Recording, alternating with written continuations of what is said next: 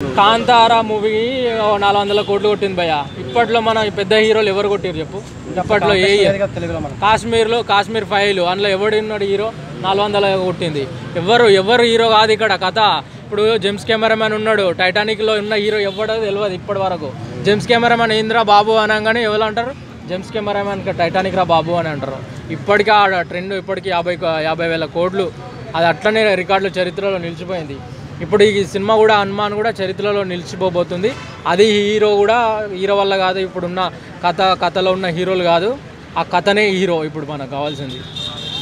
అంటే హిందూ సెంటిమెంట్తో. అవునవునవును, మనం ఎట్లయినా మన హిందుస్థాన్ కాబట్టి పక్కా వేరే లెవెల్ ఉండబోతుంది. సినిమా మాత్రం బాక్స్ ఆఫీస్ పక్కా షేక్ చేస్తుంది. ఇప్పుడు ఎన్ని సినిమాలు వచ్చినా మాత్రం సంక్రాంతి పండుగ మాత్రం హనుమాన్ది అని చెప్పుకోవచ్చు. కాశ్మీర్ ఫైల్స్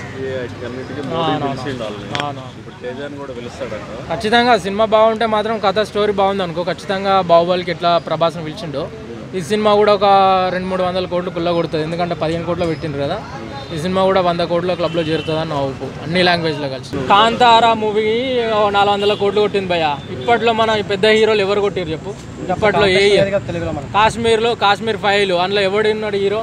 400 కొట్టింది. ఎవరు హీరో కాదు ఇక్కడ కథ. ఇప్పుడు జేమ్స్ కెమెరామెన్ ఉన్నాడు, టైటానిక్లో ఉన్న హీరో ఎవడో తెలియదు ఇప్పటి వరకు. జేమ్స్ కెమెరామెన్ ఏంద్రా బాబు అనగానే ఎవరు అంటారు? జేమ్స్ కెమెరామెన్ టైటానిక్ రా బాబు అని అంటారు. ఇప్పటికీ ఆ ట్రెండ్ ఇప్పటికీ 50,000 కోట్లు అది అట్లనే రికార్డులు చరిత్రలో నిలిచిపోయింది. ఇప్పుడు ఈ సినిమా కూడా హనుమాన్ కూడా చరిత్రలో నిలిచిపోబోతుంది.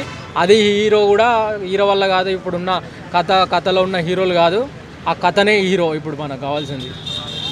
అంటే హిందూ సెంటిమెంట్తో. అవునవునవును, మనం ఎట్లయినా మన హిందుస్థాన్ కాబట్టి పక్కా వేరే లెవెల్ ఉండబోతుంది. సినిమా మాత్రం బాక్స్ ఆఫీస్ పక్కా షేక్ చేస్తుంది. ఇప్పుడు ఎన్ని సినిమాలు వచ్చినా మాత్రం సంక్రాంతి పండుగ మాత్రం హనుమాన్ది అని చెప్పుకోవచ్చు. కాశ్మీర్ ఫైల్స్ ఖచ్చితంగా సినిమా బాగుంటే మాత్రం కథ స్టోరీ బాగుంది అనుకో, ఖచ్చితంగా బాహుబలికి ఎట్లా ప్రభాస్ని పిలిచిండో ఈ సినిమా కూడా ఒక 200-300 కోట్లు కుల్ల కొడుతుంది. ఎందుకంటే 15 కోట్లు పెట్టిండ్రు కదా, ఈ సినిమా కూడా 100 కోట్ల క్లబ్లో చేరుతుందని నా ఊపు. అన్ని లాంగ్వేజ్లో కలిసి